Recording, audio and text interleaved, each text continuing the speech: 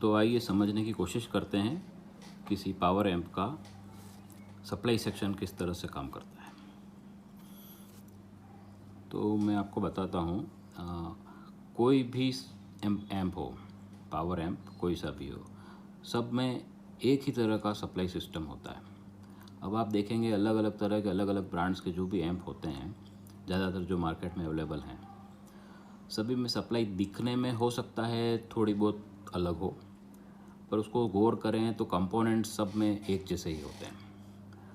अब क्या होता है कि जब आप रिपेयर करते हैं, मैं उन लोगों के लिए बता रहा हूँ जो इस फील्ड में नए हैं, मेरा फोकस उनकी तरफ ही है। मैं चाहता हूँ कि इस लॉकडाउन में एम्पलीफायर रिपेयर करना आप सीख जाएं, ताकि आने वाले टाइम में आप इससे एक अच्छा मुनाफा कमा सकें। तो काफ़ी इजी तरीके से, सरल तरीके से, सरल भाषा से मैं आपको बताऊँगा, इस तरीके से समझाऊँगा। ऐसा नहीं कोई एम्पलीफायर मैंने खोल के बैठ दिया और उसके बाद में मैं बताना शुरू किया कि इसमें ये चीज़ डाल दीजिए, आप ये कैपेसिटी डाल दीजिए, डालने से ठीक हो जाएगा। ऐसा नहीं है। मैं जिस तरीके से बता रहा हूँ उसमें आप करीब करीब सभी तरह के एम्पलीफायर आप रिपेयर कर पाएंगे। ठीक है। अब क्या है कि हम जो मैंने एग्जांपल लिया है आपके सामने, एक मैंने हाथ से ही बनाया है, ये ड्रॉ किया है आपके लिए, कुछ कोशिश कर रहा हूँ ताकि आपको कुछ समझ में आ जाए जल्दी। अब इसमें देखिए आप कि कंपोनेंट्स में पहले बता देता हूँ आपको थोड़े बहुत, क्या क्या कंपोनेंट्स होते हैं कोई भी एम्प के पावर सर्किट में। देखिए, इसमें ब्रिज डायोड होता है, कैपेसिटर्स होते हैं, ठीक है। किसी किसी एम्प में रेगुलेटर आईसीज भी होती हैं, किसी में जीनर्स होते हैं कंट्रोल करने के लिए, कुछ रजिस्टेंस होते हैं। चलो ठीक है, ये अपन बाद में आएंगे। अभी मैं आपको बता देता हूँ कि एक सप्लाई किस तरीके से काम करती है किसी एम्प में। अभी तक क्या है कि आप छोटे मोटे जो भी इलेक्ट्रॉनिक्स के दूसरे सर्किट्स देखते हैं, ज़्यादातर कुछ 12 वोल्ट, कोई 5 वोल्ट, मतलब फिक्स एक सप्लाई पर काम करते हैं नॉर्मली। लेकिन एम्पलीफायर में ज़्यादातर लोग ये उलझ जाते हैं कि इतने सारे वायर सप्लाई के जो कि आपके एम्प कार्ड पर आते हैं, वो सब क्या हैं, किस तरीके से काम कर रहे हैं, इनको कैसे टेस्ट करना, ये सब इस चैप्टर में आ जाएगा। ठीक है, अपन समझना कोशिश करते हैं। पहले मैं आपको एक मोटा मोटा बता देता हूँ। आप देख रहे हैं जो हीट सिंक है, इसके ऊपर बोर्ड लगा हुआ है, एक मॉड्यूल बोलते हैं जिसको, एम्प मॉड्यूल। इस तरफ भी है, एक ए जोन होता है, ये बी जोन है। ठीक है, ये तो आप छोटा मोटा सब जानते ही हैं वैसे। ये एक ट्रांसफार्मर है जो इसको सप्लाई देता है, हमको एसी सप्लाई देता है पावर बोर्ड को। ठीक है, ट्रांसफार्मर को भी थोड़ा सा समझ लेते हैं। इसके ऊपर एसी इन सीधे नहीं होती है, इसमें बीच में स्विच और ट्रांसफार्मर के बीच में एक सॉफ्ट स्टार्ट सर्किट लगा होता है। ज़्यादातर सॉफ्ट स्टार्ट सर्किट इस जगह पे होता है, आप देखें इस जगह पे एक सॉफ्ट सर्किट होता है, या कई बार इस बोर्ड के साथ में भी ये चीज़ हो सकती है, सॉफ्ट स्टार्ट सर्किट इसमें बना हुआ भी हो सकता है। अभी अपन सॉफ्ट स्टार्ट पे ज़्यादा डिटेल में नहीं जाएंगे, लेकिन फिर भी मैं आपको कुछ बता देता हूँ। ज़्यादातर सॉफ्ट स्टार्ट सर्किट में आप देखेंगे इस तरह की एंटीसीज होती हैं, 2 से 4, और एक आपका इस तरह का रिले होती है। तो ये इसकी पहचान है कि जिसमें इस तरह की एंटीसीज 2-4 हों, कुछ कंपोनेंट्स लगे होते हैं, और मेनली ये दो चीज़ अगर आप देखते हैं तो आप समझ जाएंगे कि ये सॉफ्ट स्टार्ट सर्किट है। इसके बारे में अलग से मैं वीडियो बताऊंगा, इसको कैसे रिपेयर करते हैं, इसकी क्या टेस्टिंग है। अभी अपन चलते हैं आगे। ठीक है, अब क्या मैं जैसा बता रहा था कि इस जगह आपका जैसे स्विच है, ये स्विच है वो आपका इस सॉफ्ट स्टार्ट सर्किट पर, इसकी जो सप्लाई इसमें इन हुई, आपकी कॉर्ड जो इस जगह लगी होती है उसकी जो सप्लाई है, वो दोनों वायर पहले इधर आते हैं, इसके दूसरे 2 वायर हैं वो आपके इस पे जाएंगे। ठीक है, इससे जो आउटपुट निकलेगा सॉफ्ट स्टार्ट सर्किट से होने के बाद में, वो आउटपुट आपके इसमें इन हो जाता है ट्रांसफार्मर में। ये एक टोरोडॉयल ट्रांसफार्मर है।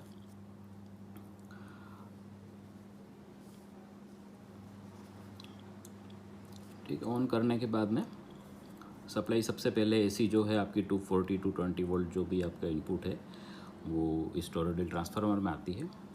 इससे आपका ये स्टेप डाउन ट्रांसफार्मर होता है, इससे आपका आउट होती है जो एसी सप्लाईज, वो आपके बोर्ड में जाती है। अब ठीक है, आप मोटा मोटा समझ लीजिए, एक बार मैं जैसे बता देता हूँ। आपकी मेन इन हुई, सबसे पहले स्विच पर आ रहे हैं इसके वायर्स। स्विच ऑन करने के बाद में सॉफ्ट स्टार्ट सर्किट से होते हुए ये सप्लाई जाती है आपके ट्रांसफार्मर में। सॉफ्ट स्टार्ट सर्किट इसलिए यूज़ होता है ताकि झटके से स्टार्ट नहीं हो आपका एम्प। इसके बारे में बताया, जैसे मैं आपको बताऊंगा बाद में। उसके बाद जो टॉरॉयडल ट्रांसफार्मर से स्टेप डाउन होकर इसमें से, जैसे मैंने अभी एग्जांपल लिया, इसमें से 5 वायर्स जैसे बाहर आ रहे हैं कोई ट्रांसफार्मर से, ठीक है, जो कि एक साथ पास होते हैं। ज़्यादातर आपको यही देखने मिलेगा। इसमें क्या होता है, एक होता है आपका ग्राउंड के लिए होता है, एक आपका एलवी लो वोल्टेज सप्लाई के लिए होता है, और एक होता है एचवी। इसी तरीके से इधर भी एलवी और एचवी। इसको अगर अपन समझें तो ये इस तरीके से इसके अंदर, अगर जो अंदर इंटरनल वाइंडिंग होती है वो इस तरीके से होती है। तो ये दोनों आपके हो गए, ये जो हैं ये और ये दोनों वायर आपके हो गए एलवी के लिए, और ये जो दोनों बाहर के ये हो गए आपके एचवी के लिए। एलवी है लो वोल्टेज रेल, एचवी है हाई वोल्टेज रेल।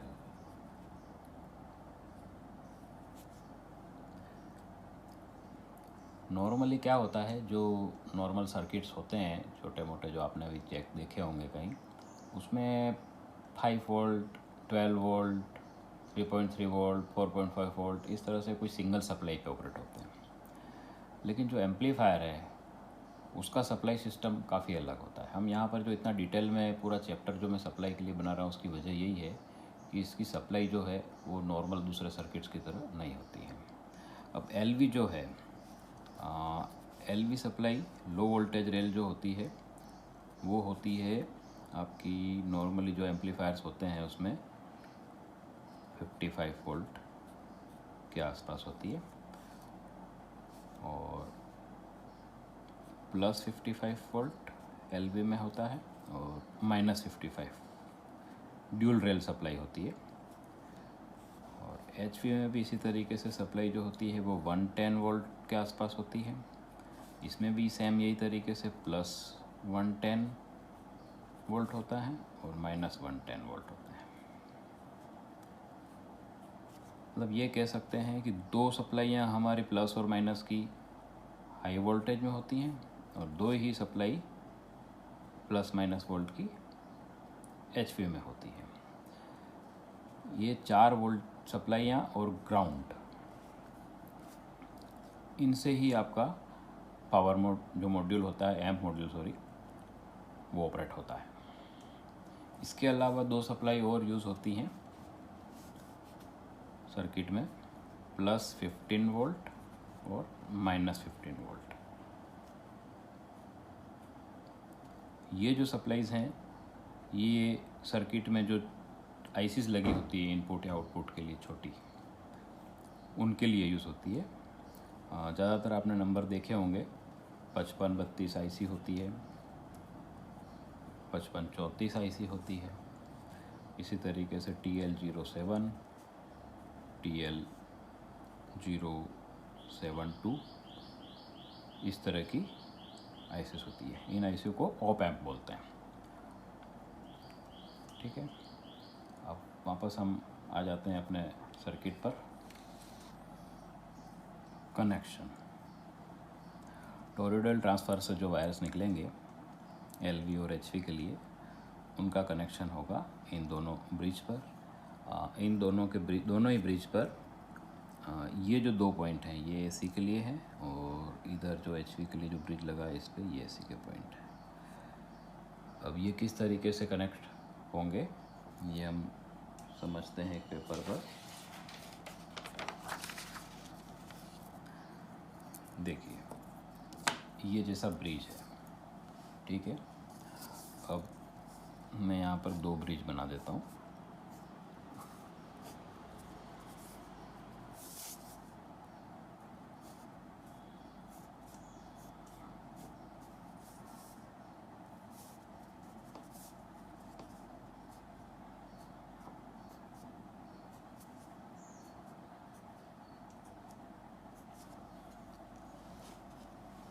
ये हमारे दोनों ब्रिज हैं इस तरह के। ब्रिज मेटल का भी होता है कुछ एम्प में, जो कि इस तरह का होता है। मैं आपको फिगर में बता देता हूँ। बीच में होल होता है और उसके 4 पॉइंट होते हैं।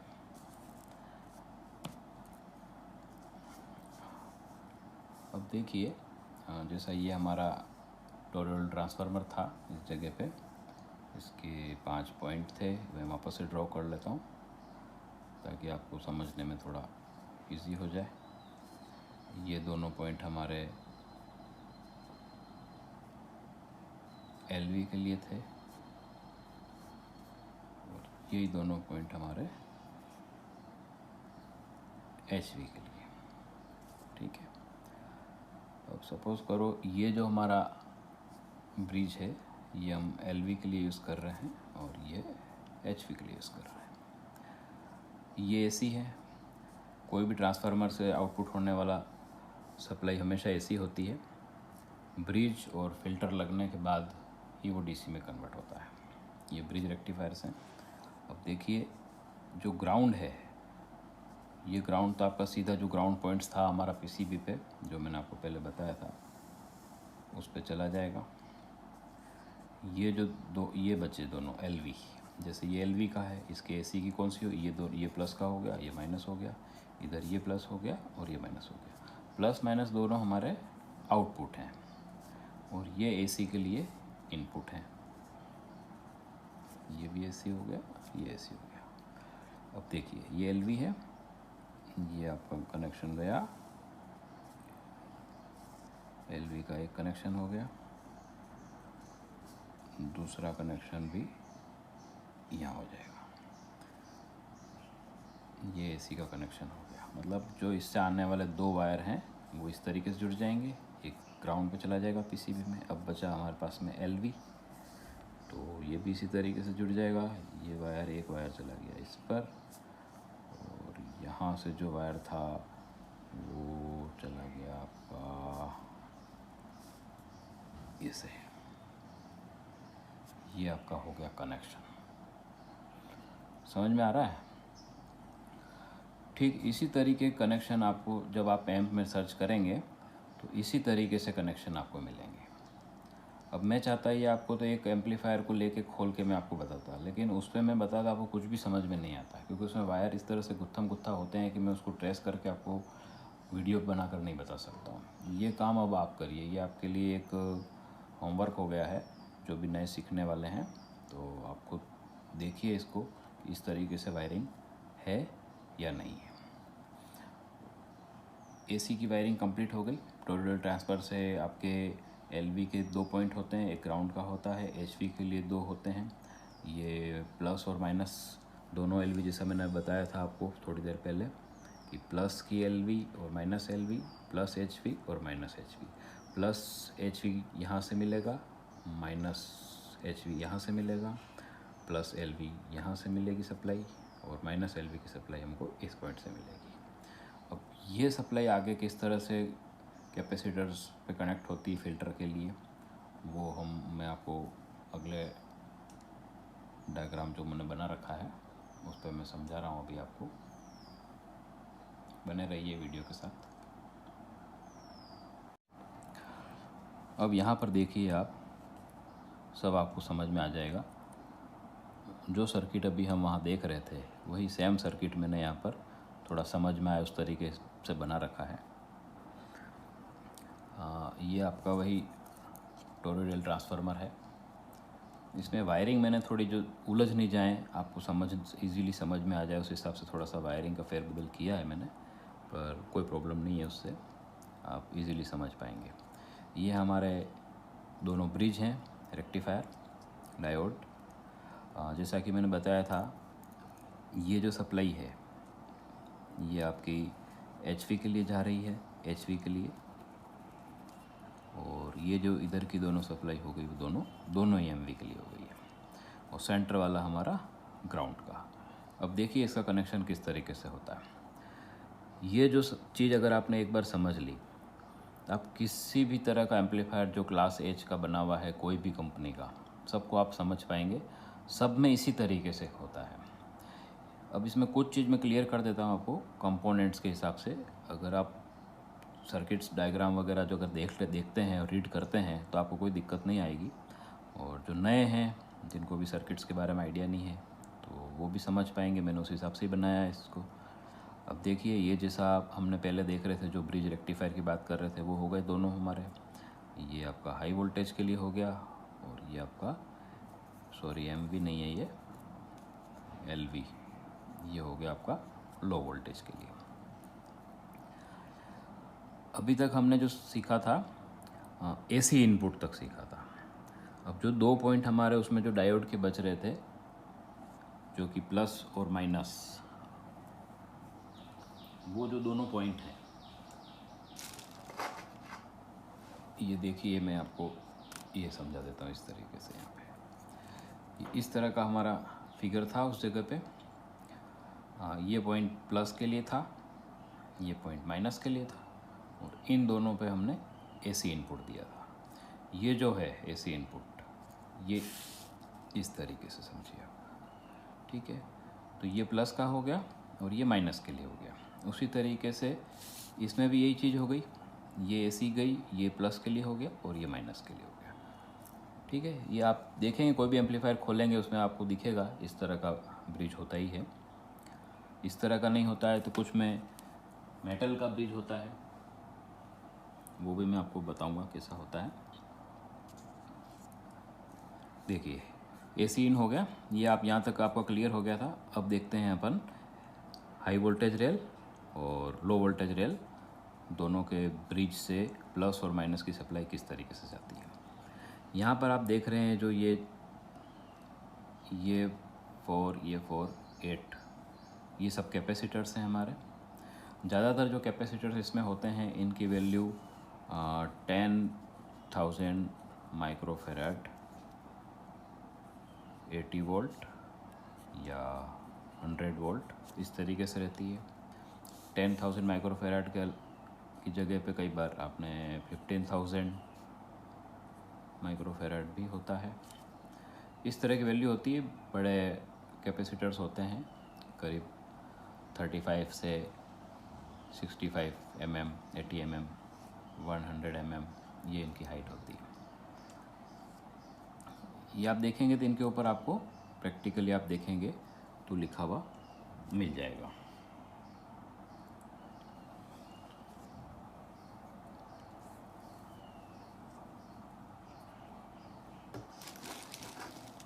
ये देखिए यहाँ पर मेरे पास एक कैपेसिटर है, ये आप एग्जाम्पल के लिए मैं आपको बता रहा हूँ। ये काफ़ी छोटा कैपेसिटर है। जैसे इसमें जिस तरीके से लिखा है, अब ये देखिए आप, इसमें लिखा हुआ है 2200 माइक्रोफेराड 25 वोल्ट।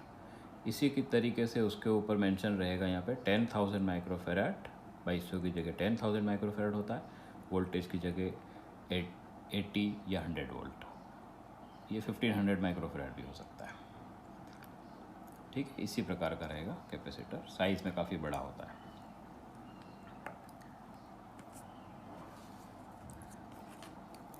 अब इसमें HV, अब प्लस माइनस यहाँ पर कन्वर्ट हो गया ये DC में। जो सप्लाई अभी तक हमारी HV के लिए AC चल रही थी वो इस ब्रिज से कन्वर्ट हो गई DC के लिए, ठीक है। अब इसका जो प्लस है, वो जो कैपेसिटर हैं, ये जो दोनों कैपेसिटर आप देख रहे हैं, ये दोनों पैरेलल में जुड़े हुए हैं, ठीक है। इसी तरीके से ये भी दोनों पैरेलल में हो गए, ये 2 पैरेलल में हो गए और ये 2 पैरेलल में हो गए। अपन ये कह सकते हैं कि ये 4 पेयर हैं। कुछ एम्प में ये आपको 3-3 पेयर में दिखेंगे, किसी में 4-4 पेयर में दिखेंगे, ठीक है। लेकिन होंगे इसी तरीके से, कनेक्शन जो है वो इसी तरीके से होगा आपका। अब देखिए ये कैसे कनेक्शन हो रहा है। प्लस की लाइन गई कैपेसिटर के प्लस पर और दूसरे कैपेसिटर के भी प्लस पर। ठीक है, अब ये प्लस है। अब देखिए यहाँ पर आप ऊपर एक बार देख लीजिए, यहाँ है प्लस HV, मतलब ये जो लाइन जा रही है ये आपकी कौन सी है, हाई वोल्टेज की प्लस। इसी तरीके से आप इस तरफ देखेंगे तो ये हाई वोल्टेज के लिए माइनस, ये लो वोल्टेज रेल का प्लस हो गया और ये लो वोल्टेज का माइनस हो गया, और ये हो गया ग्राउंड। ग्राउंड जो हमारा टॉरॉयडल ट्रांसफार्मर से उठ के आया था इस जगह पे पॉइंट पे, उसी तरीके से ग्राउंड कॉमन रहेगा। ठीक है, ग्राउंड के रेफरेंस में ये प्लस, इधर प्लस और ये माइनस की सप्लाई बनती है। ये जो चारों पांचों जो वायर्स हैं यही उठ के हमारे एम्प मॉड्यूल पे जाते हैं। जब एम्प मॉड्यूल के बारे में हम पढ़ेंगे क्लास H का जो एम्प मॉड्यूल होता है, तब हम देखेंगे कि ये सप्लाईयाँ वहाँ पर किस तरीके से कनेक्ट होती हैं, किस तरीके से काम करती हैं, ये सप्लाई का क्या यूज़ है मॉड्यूल में, ये सब आगे आएगा। अभी अपन समझ लेते हैं पावर बोर्ड को। अब इसका जो प्लस प्लस वाला जो मार्किंग है, ये जो इस वायर से कनेक्ट हो गया, PCB में कनेक्ट रहेंगे ये, और नेगेटिव जो इसका हुआ वो जो आगे के जो दो कैपेसिटर्स हैं इनके प्लस से कनेक्ट होंगे। फिर ये जो नेगेटिव है ये ग्राउंड से कनेक्ट हो जाएगा, इधर वाला नेगेटिव भी ग्राउंड से हो जाएगा। जो बीच का पॉइंट निकलता है इन दोनों कैपेसिटर के बीच का, जहाँ पे एक का माइनस और एक का प्लस मिलता है, वहीं से आपकी LV की लाइन निकल जाती है। ठीक है, अब LV की लाइन इस ब्रिज से आई है आपकी, ये जो रेक्टिफायर है इसके प्लस से प्लस का ये कनेक्शन आया, इसी का जो माइनस है आपका, ठीक है, वो इस जगह से ये माइनस की LV के लिए आ गया। समझ में आ गई अब आपको? और HV है, वो ये HV का आपका ब्रिज था, इसकी देखिए ये लाइन ये गई और ये आपकी आ गई इस पे। अब इस सर्किट को देखो आप, काफ़ी कुछ बहुत ही ईजी तरीके से आपको समझ में आ रहा होगा कि सारे कैपेसिटर एक्चुअली एक दूसरे से सीरीज़ में जुड़े हुए हैं और उनके बीच में किस तरीके से ब्रिज रेक्टिफायर से वायरिंग हो रही है। यही वायरिंग आपको हर तरह के एम्पलीफायर में मिलेगी। अब ये तो हो गया आपका पावर एम्प पे जाने वाली सप्लाईज। अब पावर एम्प के ऊपर आपने देखा होगा आईसीज भी लगी होती हैं। ज़्यादातर 8 पिन की आपने 1 या 2 आईसीज देखी होंगी। ठीक है, तो इन आईसीज को जो सप्लाई है वो ये सप्लाई होती हैं, ये आपकी, जैसे मैं बता देता हूँ आपको, जैसे प्लस HP है, अभी मैं ये आपका हो गया जैसे 110 वोल्ट प्लस का, ये हो गया आपका प्लस का 55 वोल्ट, ये आपका हो गया माइनस का 55 वोल्ट, और ये हो गया आपका माइनस का 110 वोल्ट, और ये आपका ग्राउंड हो गया। 1 2 3 4 5, ये पांचों वायर यहाँ से इस PCB से उठकर कहाँ जाते हैं, एम्प मॉड्यूल पर, एम्पलीफायर का जो मेन सर्किट होता है उस पर।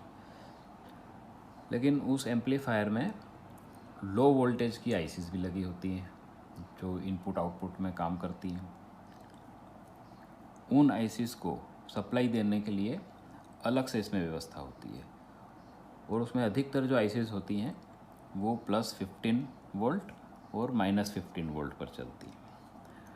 अब उसमें आपने देखा होगा जो नंबर, अगर आपको कुछ याद हो तो NE 5532, 5534, ठीक है, TL 071, TL 072, इस तरह की आईसीज होती हैं। उन पर सप्लाई के लिए इसमें क्या व्यवस्था होती है कि यहाँ से जो अपनी सप्लाई बन रही है, ये वाली जो सप्लाइयाँ हैं, ठीक है, जैसे कि ये प्लस LV की जो सप्लाई है यहाँ से लिया हुआ है, तो इसमें 2 तरीके से सप्लाई दी जाती है। एक तो होता है आपका जीनर को यूज़ करके सप्लाई बनाई जाती है, और दूसरी जो सप्लाई होती है यहाँ पर वो ये रेगुलेटर जो आईसीज होती हैं आपकी 7815 और 7915, ये आपकी +15 के लिए सप्लाई बनती है इससे, और इससे -15 के लिए सप्लाई बनती है।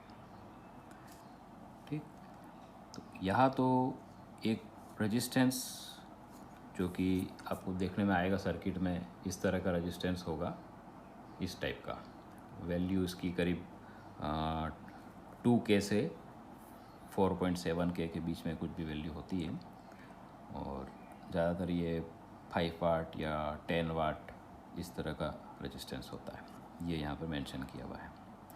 इस रेजिस्टेंस और इस जीनर, ये 15 वोल्ट का जीनर है, इससे 15 वोल्ट बनते हैं, और इधर से जो माइनस की लिफ्ट -15 वोल्ट है वो आपका ये जो -LV है, ठीक है, इससे यही रेजिस्टेंस सेम इस तरह का भी लगेगा यहाँ पर, और एक जीनर यूज़ होगा और यहाँ पर -15 वोल्ट बन जाएगा। दूसरा तरीका जैसे मैंने बताया 7815 + 15 7815, मतलब इन दोनों में से एक व्यवस्था होगी। ऐसा नहीं है कि जो चीज़ आप इन दोनों को मिक्स नहीं करें। ये यहाँ तो ये चीज़ होगी आपकी +15 और -15 के लिए, या फिर ये वाला होगा। अब इसमें क्या होता है 7815 और 7915 अगर यूज़ होता है तो कुछ केसेस में क्या होता है, जो टोरोडेल ट्रांसफार्मर है, आप एक बार यहाँ पे वापस से देखिए, इसके अंदर से 15 वोल्ट के लिए उसके ग्राउंड और एक -15 वोल्ट के लिए, इसके लिए से 3 वायर निकलते हैं, ठीक है। तो ये जो तीनों वायर हैं इनसे ये चीज़ बनती है। देखो आप इधर थोड़ा सा समझ लीजिए। अब इसके अंदर क्या होता है, ये जो है आपका ब्रिज हो गया, यहाँ पर इसी तरह का ये जैसा ब्रिज है, इस तरह का एक ब्रिज होता है। साइज़ में थोड़ा हो सकता है छोटा होता है क्योंकि उसको ज़्यादा एम्पियर की ज़रूरत नहीं होती है। अब यही ब्रिज को वापस से समझ लीजिए। यहाँ से जो ये ग्राउंड वाला वायर है वो तो आपका ग्राउंड पे आ गया पीसीबी में, ये ग्राउंड है आपका। ये हर जगह यहाँ से जितने भी ग्राउंड के पॉइंट हैं वो इसी जगह से आपके पीसीबी पे चले जाएंगे। अब रहा ये वाला, तो ये एक आपका यहाँ आ गया और एक जो है वो आपका यहाँ से कनेक्ट हो गया। समझ रहे हैं ना? ये भी इस तरह का ब्रिज है। खाली ये मैं आपको बता रहा हूँ 15+ के और 15- के वोल्ट कैसे बनते हैं। अब यहाँ पर जो है इस ब्रिज का ये प्लस हो गया, ये माइनस हो गया। माइनस के साथ में आपकी 7915 की रेगुलेटर आईसी लग जाएगी जो कि इस तरह की होती है, और प्लस के लिए भी एक आईसी लग जाएगी, रेगुलेटर आईसी, ठीक है। तो ठीक है, ये क्लियर हो गया होगा आपको। इस तरीके से सब सप्लाई बनती है इसमें। अब देखिए, अब आप सोच रहे होंगे कि चलो ये थ्योरी चल रही है, अब इसमें रिपेयरिंग कहाँ आई। अब मैं आपको कुछ रिपेयरिंग का भी इसमें टिप्स दे देता हूँ कि सप्लाई चेक कैसे करनी है, ठीक है। अब आपको क्या देखना है कि मान लो आपका एम्प है वो प्रॉपर नहीं चल रहा है, ठीक है। अब आपको ये चीज़ तो क्लियर हो गई कि इसके अंदर किस तरह कहाँ कहाँ सप्लाइयाँ होती हैं। अब इसमें चेक करने के लिए आपके पास ज़्यादा कुछ नहीं है, सिर्फ सप्लाई चेक करनी है। अब आपने पॉइंट पकड़ लिए कि आपको ये पता होना चाहिए कि 2 सप्लाई प्लस और माइनस की हाई वोल्टेज की होती हैं और 2 ही सप्लाई प्लस माइनस की लो वोल्टेज की होती है। अब आपको इनको कैसे चेक करना है, कुछ भी प्रॉब्लम होती है या सप्लाई की भी हो सकती है, उसमें भी हो सकती है, लेकिन सबसे पहले आपको एक बार इसको चेक करना ज़रूरी है। तो आप क्या करेंगे, जो ग्राउंड का पॉइंट होता है उसके ऊपर आपका नेगेटिव प्रोब रख देंगे, एक बार फिक्स कर देंगे, कोई भी ग्राउंड वाला पॉइंट जहाँ पे भी आपका सर्किट में हो। उसके बाद में जो सेकंड पॉइंट है वो जो ये वायर्स हैं उन पर, या आउटपुट जिस जगह आपका पावर एमपीसीबी में जा रहा है वो पॉइंट भी ले सकते हैं। अब आपको वो पॉइंट्स थोड़ा सा, इतना तो आप समझ ही गए होंगे कि वो पॉइंट्स कैसे कहाँ मिलेंगे, इतना जब मैंने बता दिया है। तो आपको ये चारों सप्लाई आपकी आ रही है या नहीं आ रही है वो चेक करना है। अब आप चेक करते हैं तो हो सकता है जैसे +110 वोल्ट आपको मिल गया और +55 भी मिल गया, ये भी मिल गया, लेकिन -110 नहीं मिल रहा है, तो भी आपको फॉल्ट मिल जाएगा। अभी तक क्या था कि आपको यही नहीं पता है कि सप्लाई कौन कौन सी सप्लाई बन रही हैं, तो आप चेक क्या करोगे। अब बहुत कुछ आपको क्लियर हो गया होगा कि हमें क्या क्या इसमें चेक करना है। तो इन 5 सप्लाइयों को आप चेक कर सकते हैं। उसी तरीके से +15 वोल्ट को चेक कर सकते हैं, -15 वोल्ट को चेक कर सकते हैं। ये किस तरीके से मिलेंगी, इसमें मैंने आपको दोनों ऑप्शन बता दिए हैं। या तो इस तरीके से एक रेजिस्टेंस लगा होगा और जीनर के माध्यम से मिलेगी। अगर जीनर और रेजिस्टेंस नहीं दिखता है आपको कहीं, तो आप ढूंढने की कोशिश करिए। एक ब्रिज और होगा, और ये ब्रिज आपका 2 भी हो सकते हैं क्योंकि आपके 2 जोन का एम्प होता है, तो ऐसे 2 सर्किट भी बन सकते हैं, सिंगल से भी जा सकता है। ये अब आपने जो एक जनरल आइडिया हो गया था, आप खुद इस बोर्ड को अब जब देखेंगे तो आप सर्च कर सकते हैं। आप एक बार प्रैक्टिकल करें, खुद कोई सा बोर्ड खोलें और चेक करें कि ये सप्लाई किस किस तरीके से, जैसा मैंने बताई है वैसे उसमें जा रही है या नहीं जा रही है। आप खुद बहुत कुछ कर पाएंगे उसमें। तो ये दोनों ऑप्शन हो गए आपके लिए 15 वोल्ट के लिए, या तो ये वाला सेक्शन काम में आता है या ये वाला सेक्शन काम में आता है। तो आशा करता हूँ कि आप इस सर्किट को अच्छी तरह से समझ गए होंगे।